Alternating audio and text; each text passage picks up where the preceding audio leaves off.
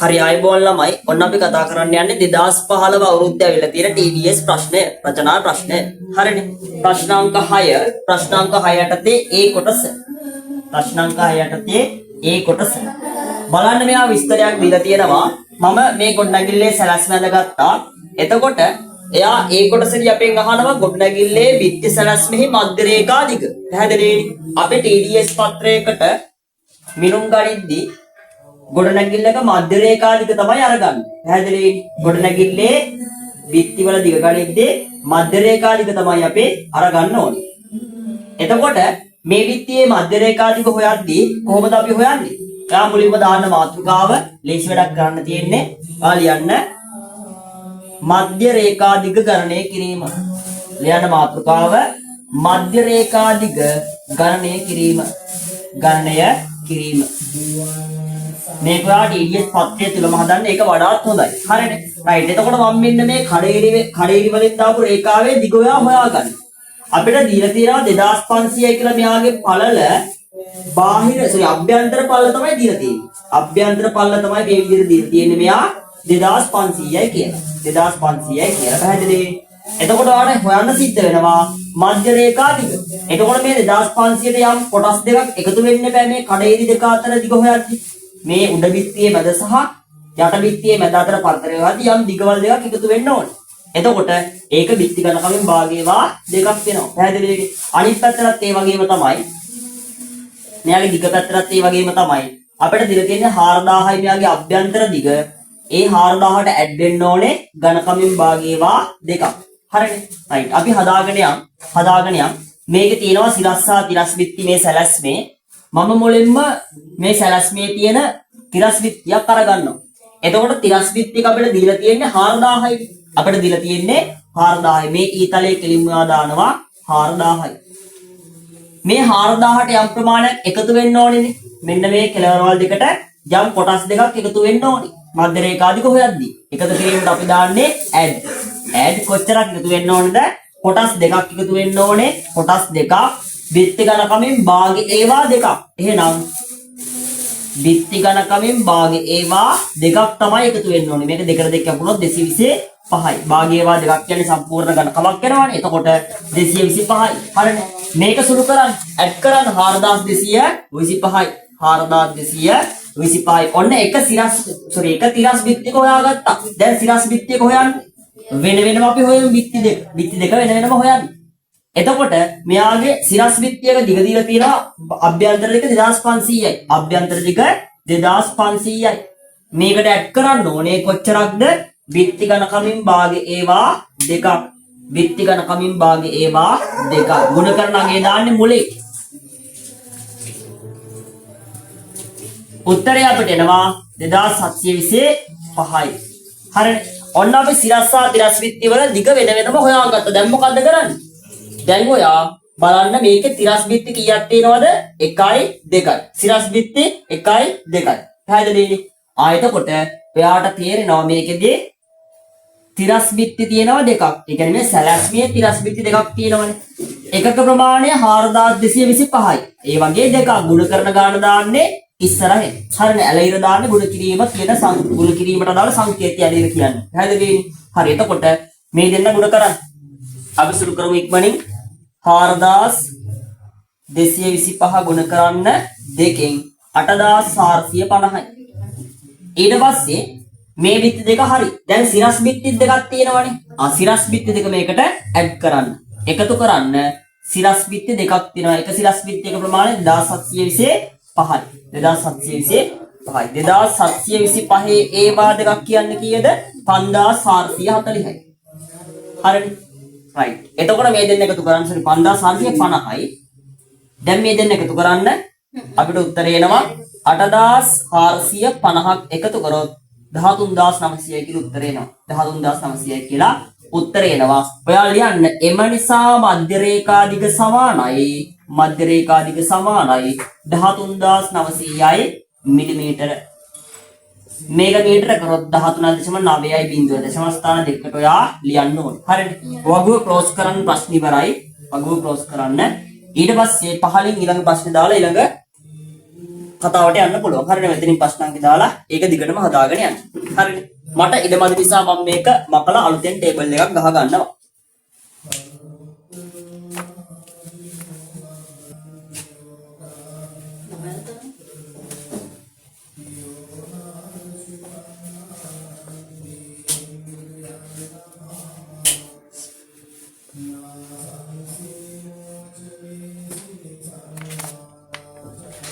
හරි බලන්න B කොටස මෙයා කියනවා B කොටසේ පළවෙනි ප්‍රශ්නේ ගඩොල් බිත්ති සඳහා වර්ග මීටර වලින් ප්‍රමාණ ගන්න. හරිනේ. රයිට්. එතකොට B කොටසේ එක ගඩොල් බිත්ති මම පොඩ්ඩක් අඳින්නම් අදාළ ගඩොල් බිත්ති ටික සමාංශික පෙනුම් මම අඳින්නම් මෙයාගේ. මෙන්න මේ වගේනේ තියෙන්නේ ගඩොල් බිත්ති ටික. ඔන්න ඔහොම ගඩොල් බිත්ති ටික අපිට බලා ගන්න පුළුවන්. හරිනේ. දොර ජනෙල් නැතුව ගඩොල් බිත්ති ප්‍රමාණය තමයි මම මේ අරගෙන තියෙන්නේ. එතකොට අපි ගඩොල් බිත්තියක් සඳහා ප්‍රමාණ ගන්නෙ මොන වගේන්ද? වර්ග මීටර වලින්. හරිනේ. ගඩොල් බිත්තියක් සඳහා ප්‍රමාණ ගන්නෙ වර්ග මීටර වලින්. එතකොට වර්ග මීටර වලින් ප්‍රමාණ ගන්නෙද්දී මේ ගඩොල් බිත්තියේ දිග සහ ගඩොල් බිත්තියේ උස අවශ්‍යයි. ගඩොල් බිත්තියේ දිග සහ ගඩොල් බිත්තියේ උස අවශ්‍යයි. එතකොට ගඩොල් බිත්තියේ දිග මොකට සමානයිද? මධ්‍ය රේඛා දිගට සමානයි. T සංදි නැත්තම් පැහැදිලිනේ. T සංදි තිබ්බොත් විතරයි මධ්‍ය රේඛා දිගට සමාන වෙන්නේ නැත්තේ බිත්තියේ දිග. එහෙම නැත්තම් බිත්තියේ දිග මධ්‍ය රේඛා දිගට සමානයි. එතකොට මේකේ මධ්‍ය රේඛා දිග අපිට ආව කලින් ගානේදී 13900යි මිලිමීටර. හරිනේ. එතකොට මේක දාලා වැඩේකට දාගන්න පුළුවන්.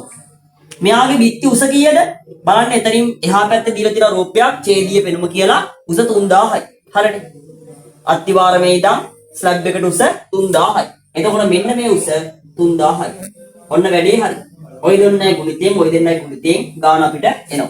හරිනේ. බිත්ති සඳහා වර්ග මීටර වලින් තමයි ප්‍රමාණ ගන්න. ඒක අනිවාර්යෙන්ම ඔයා මතක තියාගන්න ඕනේ.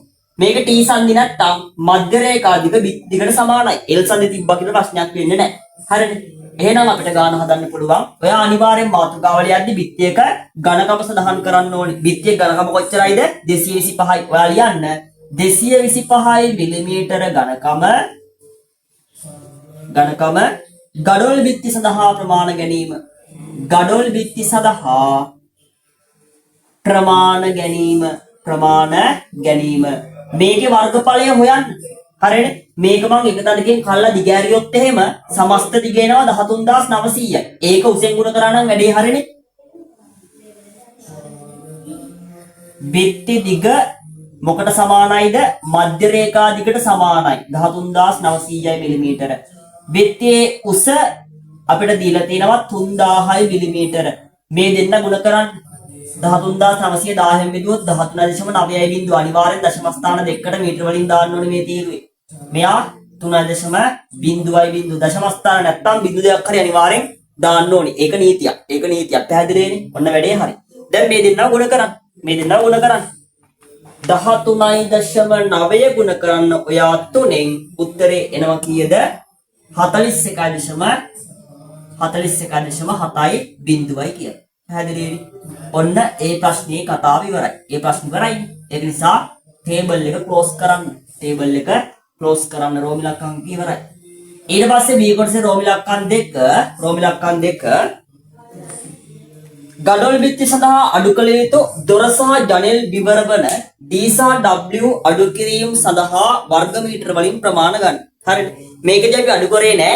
හේතුව පහළ ප්‍රශ්න වල අහලා තියෙනවා. ඒ නිසා අඩු කිරීම වලට ප්‍රමාණ ගන්න අවශ්‍ය නෑ මේකෙදි. හරිනේ. දැන් අපිට දොර ජනෙල් සඳහා අඩු කරන්න වෙනවා. දැන් මේකේ තියෙනවානේ දොර ජනෙල්.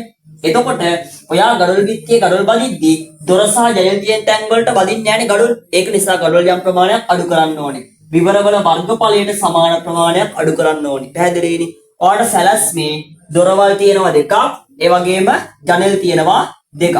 ඔන්න ඔය කියන දේවල් සඳහා යම් අඩු කිරීමක් කරන්න ඕනේ. හරිනේ. ඔයා ලියනවා මාතෘකාව මේ විදිහට දොර ජනෙල් විවර සඳහා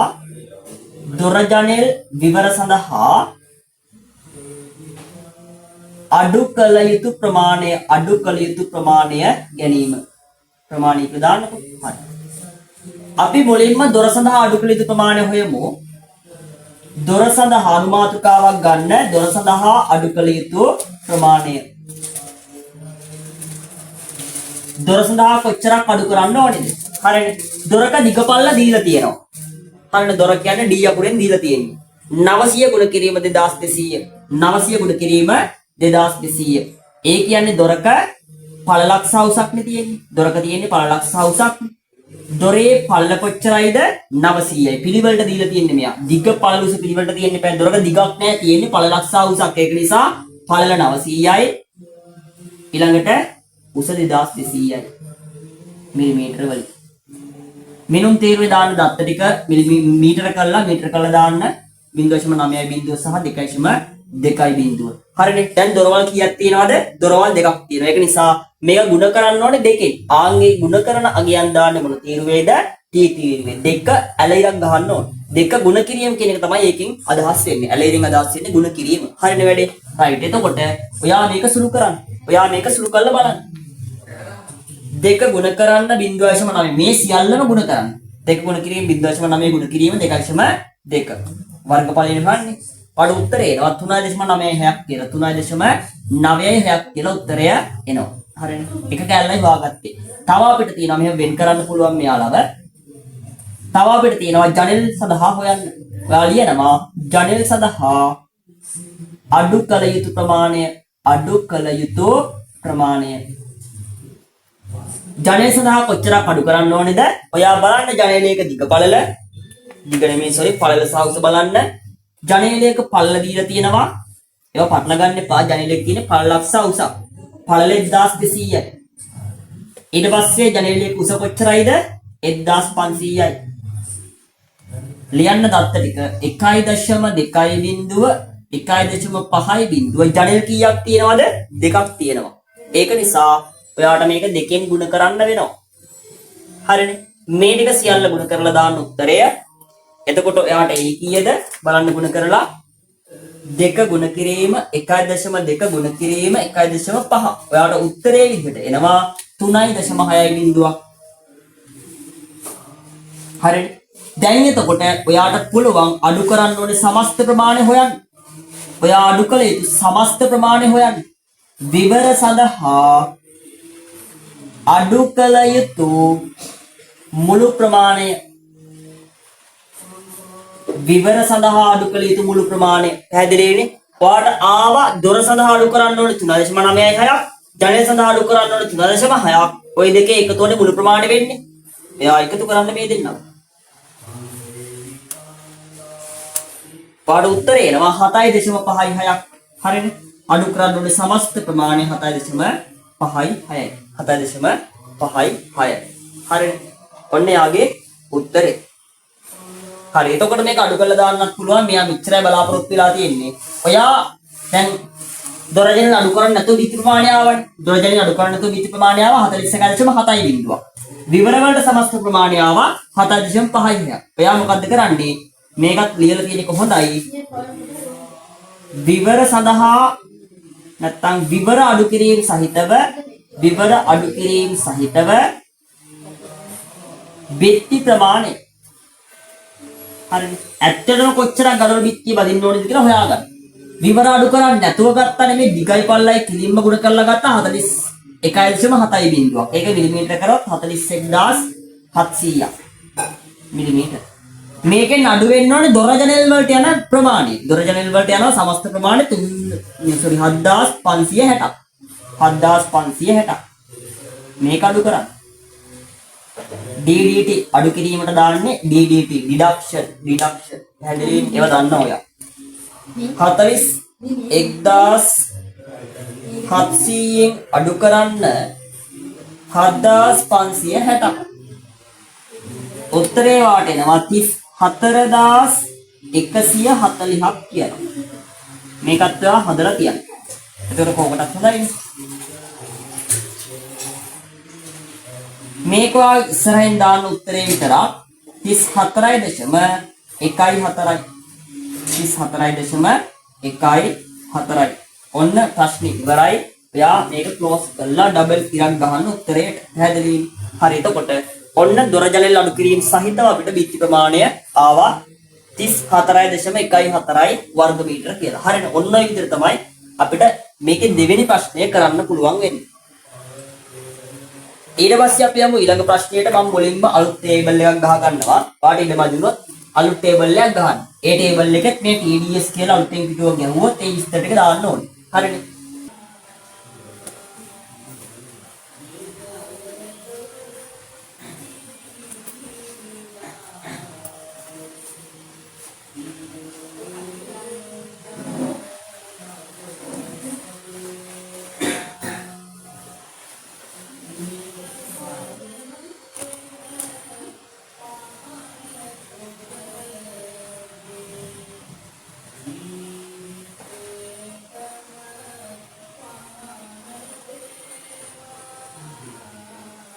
හරි බලන්න ඊළඟ තුන්වෙනි ප්‍රශ්නේ අපෙන් අහනවා බිත්ති ඇතුළත කපරාරු සඳහා වර්ග මීටර වලින් ප්‍රමාණ ගන්න කියලා කියනවා. හරිනේ.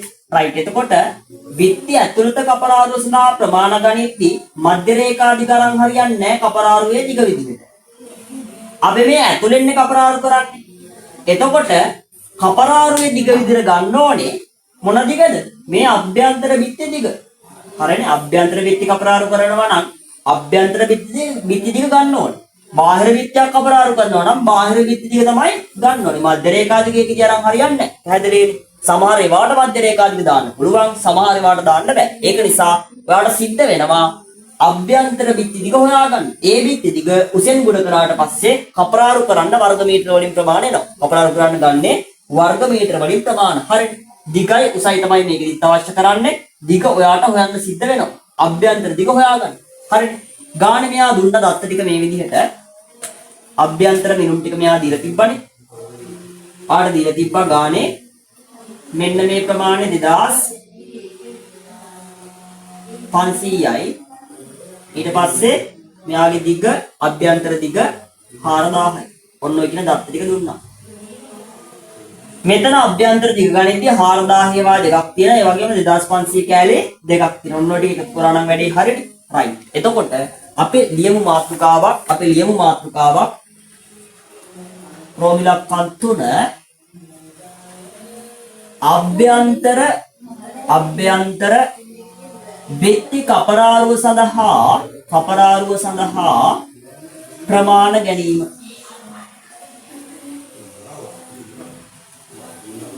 හැදෙන්නේ දැන් කපරාරුවේ උස නම් ඔයා දන්නවනේ. බිත්තිය උසට සමානයි. කපරාරුවේ උස බිත්තිය උසට සමානයි. පැහැදිලිද? දැන් ඔයාලා කපරාරුවේ දිග හොයාගන්න සිද්ධ වෙනවා. කපරාරුවේ දිග වඩ ගණනය කරන්න සිද්ධ වෙනවා. ඒක නිසා ඔයා ඇතුළත බිත්ති දිග සොයන්න. කපරාරුවේ දිග සමාන වෙනවනේ ඇතුළත බිත්ති වල දිගට. බිත්ති වල අභ්‍යන්තර දිගට. එහෙනම් ඔයා ඇතුළත බිත්ති දිග සෙවීම කියලා මාතෘකාවක් දාන්න. නැත්නම් කපරාරුවේ දිග සෙවීම කියලා මාතෘකාවක් දාන්න. සාමාන්‍ය විදිහට හොයාගෙන යන්න. මේ පැත්තට තියෙන බිත්ති කීයක් තියෙනවද? දෙකක් තියෙනවා. ඒ කියන්නේ තිරස් බිත්ති දෙකක් තියෙනවා. එකක ප්‍රමාණය කොච්චරයිද? 4000යි. ඒ වගේ දෙකක් 4000 ඒවා දෙකක් තියෙනවා. T සංදි මේ මධ්‍ය රේඛා දිග හොයන්නේ. ආන්ගේ විදිහට ගාන හදාගෙන යන්න. 8000යි. ඕකට ඇඩ් වෙන්න ඕනේ සිරස් බිත්ති කීයක් තියෙනවද? දෙකක් තියෙන. එකක ප්‍රමාණය 2500යි. 2500 ඒවා දෙකක් තියෙනවා. හරිනේ. කාට උත්තර එනවා 13000යි කියලා. හරිනේ. ඔන්න දිග හෙව්වා. දැන් එතකොට කපරාරුවේ දිග අභ්‍යන්තර දිගට සමානයි. ඒක නිසා 13000 මිලිමීටර. ඊළඟට උස කපරාරුවේ උස කොච්චරයිද? උස බිත්ති උසනම කපරාරුව ගහනවානේ. ඒක නිසා 3000 මිලිමීටර. හරි. මේ දෙන්නයි මුලිතේ ගන්න. 13.0 ඊළඟට 3.0 මේ දෙන්න ගුණ කරොත් 39.0 කියලා උත්තරේ එනවා. පැහැදිලිද? ඔන්න වැඩේ හරි. ඔන්න කපරාරු කරන්න ප්‍රමාණය ගත්තා. ඊට පස්සේ මෙයා කියනවා ඊට පස්සේ බලන්න හතරවෙනි ප්‍රශ්නේ D දොර සහ W ජනේල විවර සඳහා ඇතුළත බිත්ති කපරාරුව අඩු කිරීම සඳහා වර්ග මීටර වලින් ප්‍රමාණ ගන්න. හරි. ඒ කියන්නේ මේ කියන බිත්ති දිග මේ කපරාරුව සඳහා සම්මස්ත ප්‍රමාණ හෙව්වනේ. මේ ප්‍රමාණය ඔයා අඩු කරන්න අදාළ දොර සහ ජනෙල් වලට අවශ්‍ය කරන ඉඩ ප්‍රමාණය. දැන් දොර ජනෙල් තියෙන ස්ථාන වල අපි කපරාරු කරන්නේ නැහැනේ. අපි කපරාරු කරන්නේ නැහැ. මෙන්න මේ වගේ. දැන් මෙන්න මේ වගේ ඒවා කපරාරු කරන ප්‍රමාණ ගත්තනේ. වර්ගඵලය හෙව්වා. මේකේ තියෙනවා දොර සහ ජනෙල්. ආන්ගේ තැන් කපරාරු කරන්නේ නැහැ. ඒක නිසා ඒවට අඩු කිරීම ගන්න. ඔයා බිත්ති දිග හොයද්දී අඩු කිරීම ටික ගත්තනේ විවර සඳහා. ආන් ඒ උත්තරේම දාන්න. ආයෙ සුළු කරන්න අවශ්‍ය නැහැ. ආයෙ වෙන වෙනම දොර ජනෙල් හොයන්න අවශ්‍ය නැහැ. මාතෘකාව දාන්න ඔයා දොර ජනෙල් අඩු කිරීම සහිතව දොර ජනෙල් අඩු කිරීම සහිතව දොර ජනෙල් අඩු කිරීම සහිතව